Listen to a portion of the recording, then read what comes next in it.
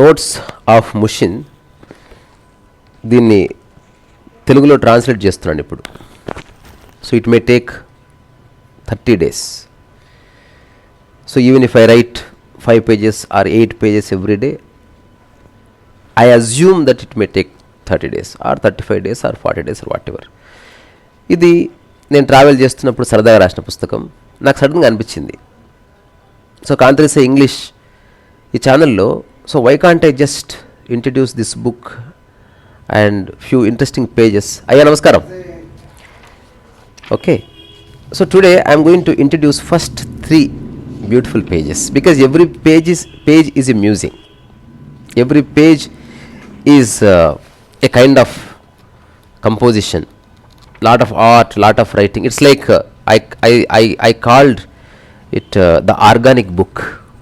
అంటే చాలా human endeavour ఉంది. Less technology, more human. ఇప్పుడు మనం ఏదన్నా ఒక వస్తువు ఇచ్చినప్పుడు, ఒక వస్తువు తయారు చేసింది మిషన్ తయారు ఇచ్చినప్పుడు అంత ఇంపాక్ట్ ఉండదు. కానీ నువ్వు ఒక అన్నం వండి పెట్టినా, నువ్వు టీ ఇచ్చినా, దాని ఇంపాక్ట్ వేరు కదా. సో ఇది మోర్ ఆఫ్, అంటే I personally like this human touch. So ఈరోజు ఫస్ట్ 3 pages చూద్దాం. So this is the first page. ఇవి నా చేతులే నేను వేసినప్పుడు. So what is there to understand, ఏముంది అర్థం చేసుకోవడానికి? నథింగ్ అని బోర్డులో రాశాను. యాక్చువల్గా ఇవంతా కాస్త ఫిలసాఫికల్గాను, అక్కడక్కడ కాస్త శ్లేష అంటాం, అంటే ఒకలా అర్థమవుతుంది కానీ సరిగ్గా చూస్తే ఇంకొకలా అర్థం ఉంటుంది. నథింగ్ అంటే దాని అర్థం ఏమీ లేదని కాదు. బుద్ధుడు చెప్పిన నథింగ్నెస్ అంతా ఉంది. అర్థం చేసుకునేవాడు కూడా అర్థం చేసుకునే ప్రక్రియలో ఒక భాగం అని చెప్పాలనుకుంటున్న ఒక బ్రాడ్ అండర్స్టాండింగ్ నుంచి అట్లా రాయవలసి వచ్చింది. So what is there to understand? Period, nothing, underline, just love and nothing else. If you look at these pages, అప్పటికప్పుడు స్పాంటేనియస్గా ఏవో నా ఓన్ స్కెచ్, ఇతర సంతకం, అప్పుడు నేను వేసుకున్న టీషర్టు, ఒక టెక్స్చర్, ఇట్లాంటివి. అండ్ సెకండ్ పేజ్ చూడు, డ్రాయింగ్ బాగుంది కదా. So now I'm trying to recreate every drawing for Telugu version, because నేను దీన్ని స్కాన్ చేసి డబ్బింగ్ సినిమా లాగా చేద్దాం అనుకున్న, వర్కౌట్ అయితే లేదు. It's killing my time and I'm not happy with the output. So I decided, okay, మనం సినిమా చూడడానికి, కామెడీ షోస్ చూడడానికి సమయం స్పెండ్ చేస్తాం. నాకు ఎలాగూ ఓపిక ఉంది, నాకు ఆసక్తి కూడా ఉంది. So I thought of recreating the whole book. Last 2 days నుంచి I'm writing, really enjoying the process. ఇదేమిటంటే, I have been busy, no nothing of stress.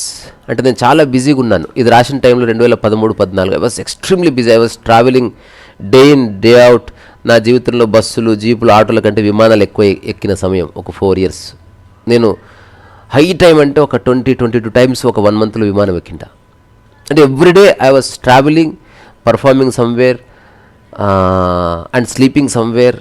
Most of the airports ఒక ఫ్లయింగ్ బజ్ లాగా ఉండేది. So I have been busy, no nothing of stress. ఇంత తిరిగినా నాకేం ఒత్తిడి లేదే. Often my body may tire, అప్పుడప్పుడు నా శరీరం అలుస్తుంది, తెలుస్తుంది.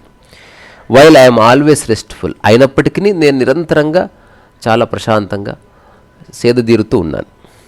Done so many great things, అంటే ఆ టైంలో ఐ మెట్ మెనీ సెలబ్రిటీస్ కావచ్చు, కానీ ఏం ఈగో ఫామ్ అవ్వట్లే. అందులో నా ప్రయత్నం ఏం లేదే. Why should I claim? ఇప్పుడు ఒక కంపెనీ నన్ను పిలుస్తుంది, నేను ఏదైనా చేస్తే ఆ కంపెనీ కూడా తెలియకుండా భాగస్వామి. ఇప్పుడు తానా మహాసభలు లేకపోతే ఎక్కడో పర్ఫామ్ చేస్తాం, నువ్వు ఎంతసేపు నీ పర్ఫార్మెన్సు, నీ సెల్ఫీ కాదు, అంత పెద్ద వేదిక క్రియేట్ చేసి నీకు ఒక 10 నిమిషాలు టైం ఇస్తున్నారంటే you should respect the opportunity. ఆ రోజు నీకు ఎవరన్నా ఒక షేక్ హ్యాండ్ ఇచ్చారంటే అందులో అన్నీ కలగలిపి ఆ షేక్ హ్యాండ్ నీ లైఫ్లోకి వచ్చింది. It's a combination of million miracles. అట్లా done so many great things but no nothing of achievement. నాకు ఎప్పుడు ఎందుకో సాధించాలన్న భావన కలగదు. సాధించడానికి ఏమీ లేదు. ఒక్కడిగా నువ్వేం సాధించలేవు. నీకు వేరేవాడు, ఓడిపోయేవాడు ఉంటేనే సాధించబడుతుంది. అడవిలో ఏం సాధిస్తావు?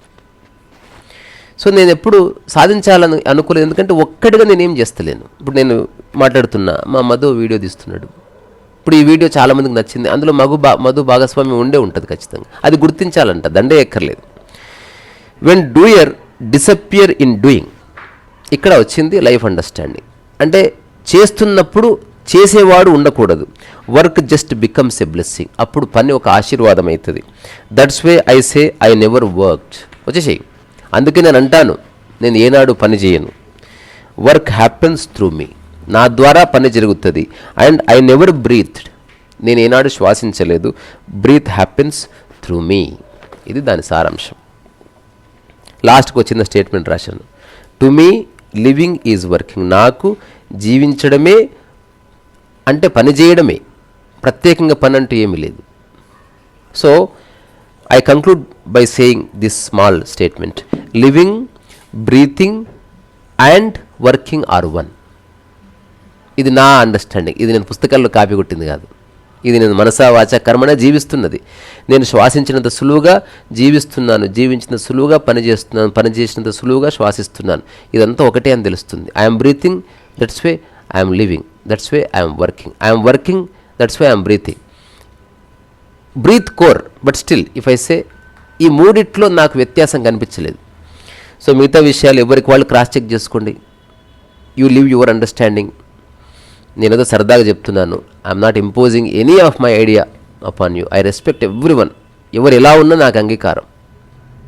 మారాలన్న స్పృహ వేరేవాడు చెప్తే రాదు, ఓన్లీ పైన వరకే మారుతుంది. నిజంగా మారాలంటే లోపట కదలాలి. అది ఓన్లీ సెల్ఫ్లోనే జరుగుతుంది. అది జరిగే వరకు నువ్వు పుస్తకాలు చదువు, గుళ్ళకు పో, గురువుల కాళ్ళు మొక్కు, ఆకు పూజలు చేయించి ఏం చేసినా మళ్ళీ కొంతకాలం తర్వాత you fall in to the same trap. ప్రస్తుతానికి ఇంతే. See you tomorrow or some other day again notes of machine. Otherwise రేపు ఇలాగో ఏదో కాన్వర్జేషన్ చేస్తాను. నేను ఈ భూమి మీద ఉన్నంత వరకు I will continue this. Tata, bye bye.